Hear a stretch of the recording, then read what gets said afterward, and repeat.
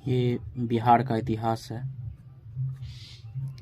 तो हम लोग देखेंगे आज से बीपीएससी का 68वीं के लिए और आने वाले बिहार पुलिस, बिहार दरोगा, ये सारे जितने भी एग्ज़ाम हैं बिहार एसएससी सब के लिए और बिहार सिविल कोर्ट के लिए तो और ही इम्पोर्टेंट है। तो सबसे पहले देखते हैं हम लोग प्राचीन बिहार। आज से पहला टॉपिक और चैप्टर भी है। तो सबसे शुरू से देखते हैं हम लोग कि प्राचीन बिहार की शुरुआत कहाँ से हुई थी। तो बिहार सदियों तक प्राचीन भारत के गौरवशाली इतिहास का गर्भगृह रहा है। ऐतिहासिक दृष्टि से बिहार प्राचीन भारत का एक समृद्ध एवं वैभवशाली क्षेत्र रहा है। प्रागैतिहासिक काल, ये इम्पोर्टेंट है, प्रागैतिहासिक काल से ही यह मानव सभ्यता एवं संस्कृति का महत्वपूर्ण केंद्र था, जिसका देश के इतिहास और सांस्कृतिक जीवन में निर्णायक भूमिका रही है। प्राचीन इतिहास में बिहार 3 प्रमुख महाजनपदों मगध, अंग और वज्जी संघ के रूप में बटा हुआ था। तो आप लोगों को यहाँ से बिहार जो था 3 प्रमुख महाजनपदों में बटा हुआ था, मगध, अंग और वज्जी संघ। तो देखते हैं आगे, मगध और लिच्छवी, यहाँ लिच्छवी है, दिखाई दे रहा होगा आप लोगों को। गणराज के शासनकाल की कार्यपद्धति से ही भारत में आधुनिक प्रशासनिक व्यवस्था की शुरुआत हुई। दुनिया का पहला गणराज लोकतांत्रिक व्यवस्था का जनक वैशाली बिहार का ही अंग था। बिहार का वर्णन हमारे 2 महान ग्रंथों रामायण एवं महाभारत में किया गया है। बिहार का जो वर्णन है 2 महाग्रंथ हैं जो कि हमारे रामायण और महाभारत हैं, उसमें भी दिया गया है। एक और मर्यादा पुरुषोत्तम श्री राम ने बक्सर के निकट गुरुकुल में ऋषि विश्वामित्र से शिक्षा ग्रहण की थी। तो यहाँ इम्पोर्टेंट बन जाता है, बक्सर के निकट गुरुकुल में ऋषि विश्वामित्र से शिक्षा ग्रहण की थी। तो दूसरी और बौद्ध धर्म के प्रवर्तक गौतम बुद्ध और जैन धर्म के 24वें तीर्थकार भगवान महावीर को बिहार की इस ऐतिहासिक भूमि में ही ज्ञान प्राप्त हुआ था। नेक्स्ट चलिए, प्राचीन बिहार की जानकारी के लिए पुरातात्विक साक्ष्य, साहित्यिक साक्ष्य, यात्रा वृत्तांत एवं कुछ अन्य स्रोत उपलब्ध हैं, जैसे प्राचीन शिलालेख, स्मारक इमारतें, सिक्के, दानपत्र, ताम्रपत्र, राजकाज संबंधी दस्तावेज, विदेशी यात्रियों के यात्रा वृत्तांत आदि विशेष महत्वपूर्ण स्रोत हैं। प्राचीन बिहार के ऐतिहासिक स्रोत में साहित्यिक स्रोत अत्यंत महत्वपूर्ण है, जो 8वीं सदी ईसा पूर्व में रचित शतपथ ब्राह्मण, ये इम्पोर्टेंट है, शतपथ ब्राह्मण परवर्ती काल के विभिन्न पुराणों, अंगुत्तर निकाय, दीघ निकाय के साथ ही बौद्ध ग्रंथों में, विनय पिटक जैन रचनाओं में, भगवती सूत्र आदि ग्रंथों से प्राप्त होते हैं। और देखिए आगे क्या दिया हुआ है। कालखंड के अनुसार बिहार के प्राचीन इतिहास को निम्न भागों में बांटा जा सकता है। पहला, पूर्व पाषाण युग, मध्य पाषाण युग, नव पाषाण युग, ताम्र पाषाण युग, वैदिक काल, महाजनपद काल। ये 6 जनपद में बटा हुआ था।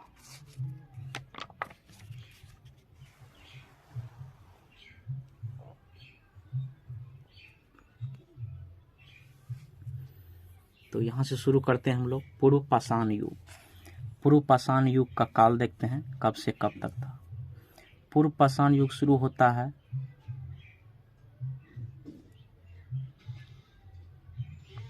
10,000 ईसा पूर्व।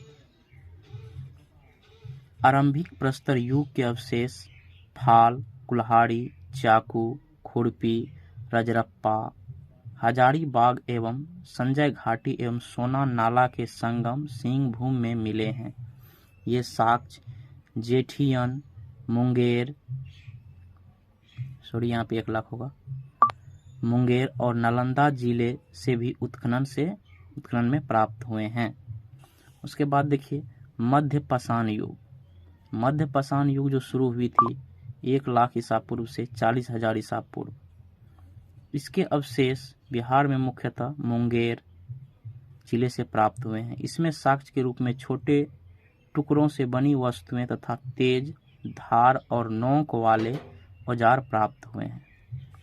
नव पाषाण युग में देखिए नव पाषाण युग जो है 2005 ईसा पूर्व से 1005 ईसा पूर्व। इस काल के ऐतिहासिक साज के रूप में पत्थर के बने सूक्ष्म औजार प्राप्त हुए हैं। हड्डियों के बने सामान भी प्राप्त हुए हैं। इस काल के अवशेष उत्तर बिहार में चिरांद सारण जिला और चेचर वैशाली से प्राप्त हुए हैं। ताम्र पाषाण युग में देखिए 1000 ईसा पूर्व से 9 ईसा पूर्व तक। इस काल में पाए गए काले और लाल मृदभांड सामान्य तौर पर हड़प्पा सभ्यता की विशेषता माने जाते हैं। ये युग जो है कब से कब तक है ये सारे आप लोगों को याद कर लेना है, ये एग्जाम में पूछे जाते हैं। और देखिए कहाँ से क्या क्या सब प्राप्त हुए। बिहार में इस युग के अवशेष चिरांद सारण चेचर वैशाली सोनपुर गया मनेर पटना में पड़ जाता है, ताड़ा डी बोधगया घोड़ा कटोरा राजगीर पांड समस्तीपुर सेनुआर सासाराम ओढ़ियप भागलपुर आदि में भी पाए गए हैं। ये चिरान तथा बॉक्सर से पूर्व उत्तरी काले चमकीले मृदभांड के प्रमाण भी मिले हैं। कहाँ से? बॉक्सर से। इस युग में बिहार सांस्कृतिक रूप से विकसित हुआ तथा मानव ने गुफाओं से बाहर आकर कृषि कार्य एवं पशुपालन की शुरुआत की। तो गुफाओं से बाहर आकर कृषि कार्य एवं पशुपालन की शुरुआत की।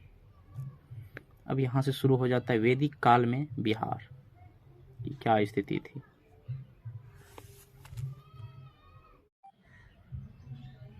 हेलो फ्रेंड्स, हेलो स्टूडेंट, आज से हम लोग फिर वैदिक काल, ये पार्ट 2 है, वैदिक काल में बिहार। तो भारत में आर्यों ने सर्वप्रथम सप्त सैंधव प्रदेश में बसना प्रारंभ किया। तो यहाँ से इम्पोर्टेंट बन जाता है सप्त सैंधव बसना प्रारंभ किया। इस क्षेत्र में बहने वाली 7 नदियों का उल्लेख हमें ऋग्वेद से मिलता है।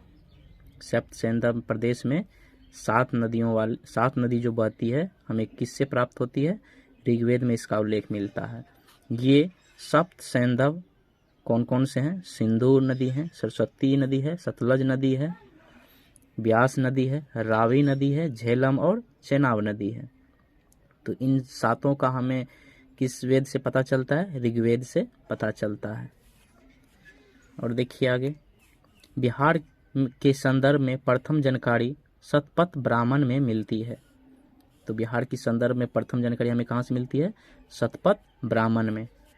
ब्राह्मण पुराणों के अनुसार मगध का राजवंश वृद्धरथ वंश से प्रारंभ होता है। पुराणों के अनुसार अगर बात करें तो मगध का राजवंश वृद्धरथ वंश से प्रारंभ होती है।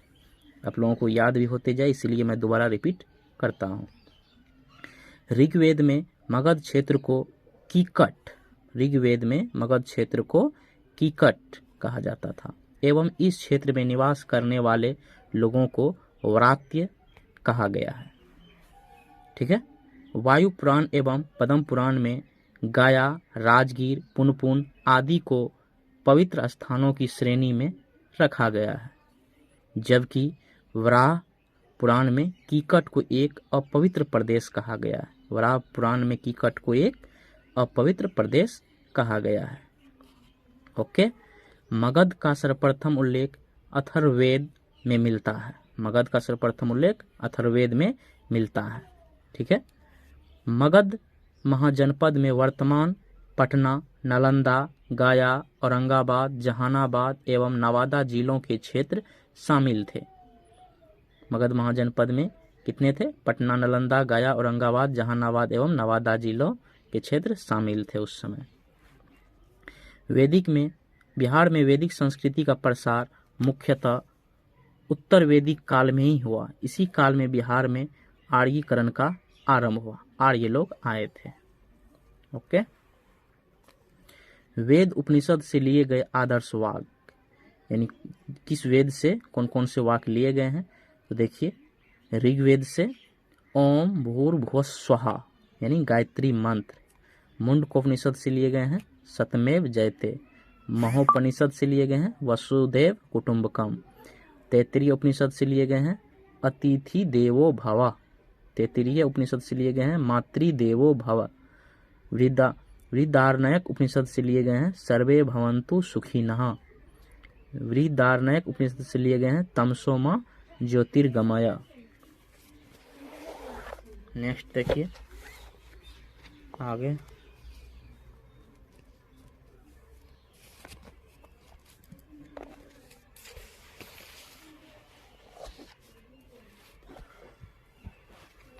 क्षमा चाहूंगा।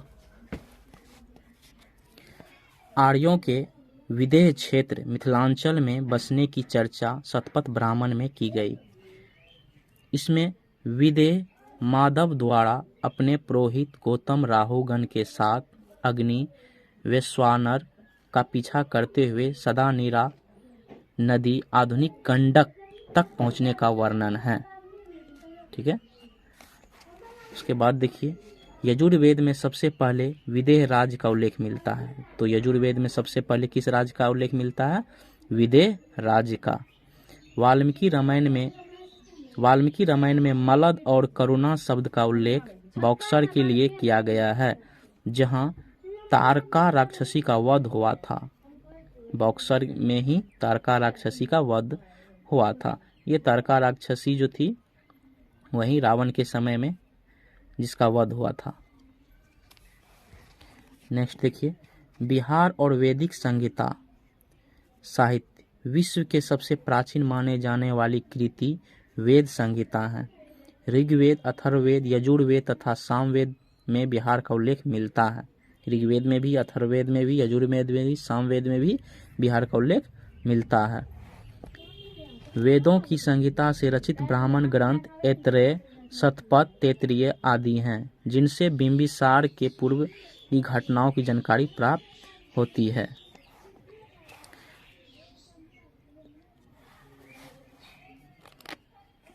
तो देख लेते हैं वैदिक कालीन नदियां। कौन कौन सी नदी हैं वैदिक कालीन? प्राचीन शतुद्री, सतलज का प्राचीन नाम क्या हो गया? शतुद्री। व्यास का प्राचीन नाम क्या हो गया था? विपाशा। ये सभी इंपोर्टेंट हैं। Civil court, Bihar BPSC, Bihar police दरोगा, सभी के लिए इंपोर्टेंट ही हैं। रावी का पुरुषनी नदी, झेलम का वितस्ता, चेनाब का अस्किनी, गंडक का सदानीरा, सिंध का सिंधु, घग्गर का दृशद्वती। उसके बाद देखिए आर्यों द्वारा क्षेत्र का नामकरण किया गया था। हरियाणा पंजाब का क्षेत्र जो था उसको ब्रह्मावर्त नाम दिया गया था। गंगा यमुना दोआब क्षेत्र को दिया था ब्राह्मण ऋषि देश। हिमालय एवं विंध्य क्षेत्र को दिया गया था मध्य देश। बिहार बंगाल क्षेत्र का नाम दिया गया था आर्यावर्त।